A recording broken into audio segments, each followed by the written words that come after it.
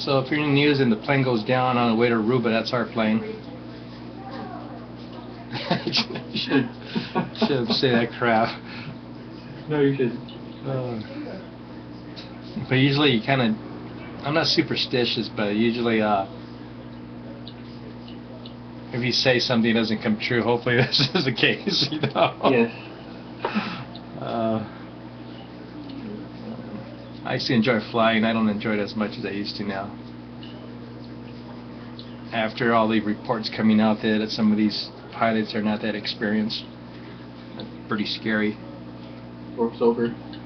Yeah. So we'll see.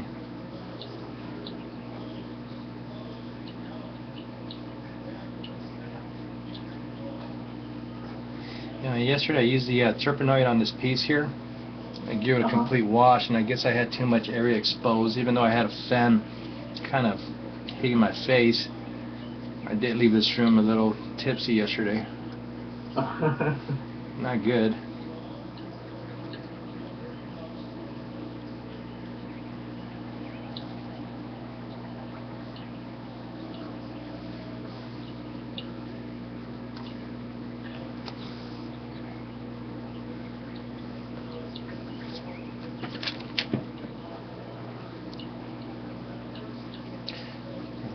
Have this guy too wide.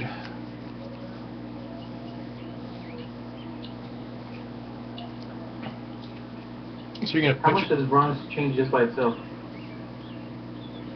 I'm sorry, how much does bronze what change? Yeah, how dark does it get just by itself? Well, if you don't have any kind of sealer on it, eventually you start getting the patina on it, the greenish patina oxidation. Yeah. It does. Where did I put it? I don't have a piece here that to show you, because all the pieces have some kind of patina on it.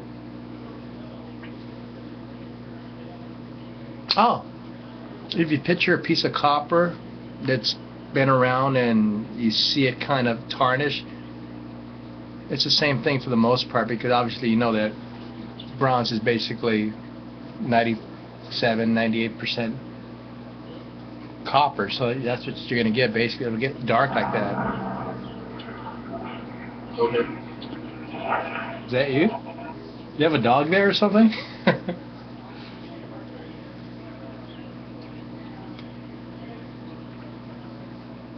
But the piece, I don't know. Remember Jean at school? Yeah. She lacquered out her pieces after she got the nice buff on it. But I personally don't care for the lacquer on it, because eventually, if it's exposed to any kind of sun, if you know what becomes to lacquer after a while, you get all these fine hairline cracks on it. Okay. And to remove a lacquer from a piece, oh man, that's a pain in the tush. I'd rather just apply patina, then wax it as a sealer. Later on, if you want to change the patina, just go back with the heat and it burns off the wax, and you could alter the color you want, the patina color. Okay. But some people enjoy this lacquer on it. With the wax on it, can you touch it still? You could touch it. Every once in a while, you do want to apply wax to it, just to keep it somewhat sealed, protected, and give it that little hint of a gloss. Mm-hmm. I mean, the pieces I have, I'm always touching them, and sometimes you'll leave fingerprints, but that's why you should always have a cotton rag around there and kind of just buff it out a little. Okay.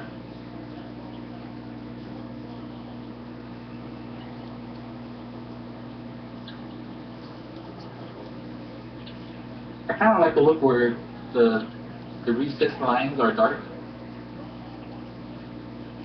Is there any way to like do a wash on it so only the... What you do when you apply your patina to it, whatever color it may be, whatever crevices you have, the dark ones, they sink in. They get applied to the whole piece initially, and after you come back and use one of these. Some people use like steel wool. I don't care for steel wool because particles are left behind. Those Bristol pads, whatever.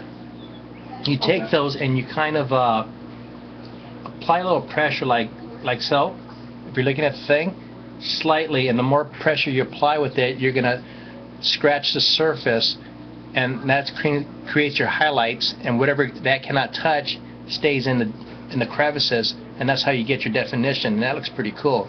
That's what I did with the Bulldog bus. Yeah. In order to bring out some highlights, because you don't want it all one color because it gets lost. You do want some kind of highlights here and there, some shadows, and that's how you'll get that. So you said we're just like the fish? I'm sorry? The green can? The green striking can? Yeah, they have different grades. Just play with different ones, whatever you like. God, I'm trying to think. Well, you can buy those at anywhere. Any supermarket will sell them to you, or Home Depot. What you call them? Brillo pads? Brillo pads, yeah. The color ones, different Okay. ones. You have green ones, you have blue ones. In fact, I've seen some yellow ones too. And the color will determine the type of grade it would be. Okay, cool. Buy them all. Yeah. And you don't want to go too heavy. I mean, when they did the piece for me, it was just a slow, like brush, and just by slightly touching it, you're removing some of the patina color, and you're going back to the actual skin of the original bronze. Okay. And once you're satisfied with the look and feel, go back and seal your piece. And when you apply the wax, as long as the piece is still a little warm, the wax goes on nicely, it melts, and you just take your cotton rag, whatever, and just buff it out. What kind of wax do you use? It's the it comes in a yellow can. What's it called? The floor wax? I'm sorry. What's it called? Floor wax? That stuff? No. It's a paste wax, and it's used for woods. Did Michelle use it in class? Yeah, she had some in class. It was in that cupboard. Okay. I remember now. It was about so big, diameter maybe 5 inches, and it was like in a Like a dark brown color? Yeah, it had like a yellowish color to the label. Yeah. Okay. And when you buy those, Home Depot, I guess? yeah, Home Depot has them, and just get the one that's a neutral color. Do not get one that has a tint in it, otherwise you may not be happy with the results. Alright.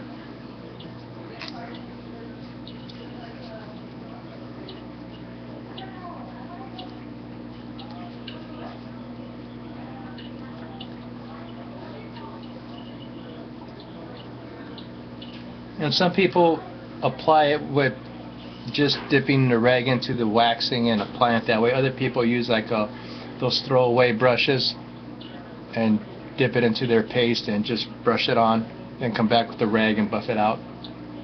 Okay.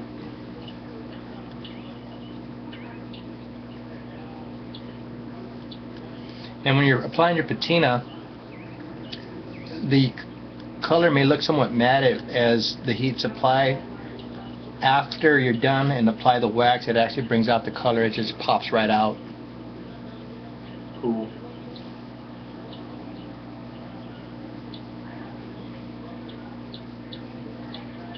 Maybe I'll do a reddish perfume. Reddish, yeah. Just keep in mind, reddish colors eventually do not stay red for the longest time, especially if you have near light. Red's one of the colors that gets faded really quick. And then turns to what? It just really faded. You've seen those signs out in the street, you have a nice red billboard, eventually you know it, it's kind of really faded and somewhat ugly. And also a lot of people do not like, especially I don't like them either, the opaque colors. So when you get your patina, make sure you get like a translucent one. So you want to show people, yes, it's a sculpture, but yet again it's also bronze. If you overdo it with the actual just opaque color, people are going to look at it, what is that? Is it plastic or what? Yeah. It looks like you just took some paint and painted your darn thing, you know? Yeah.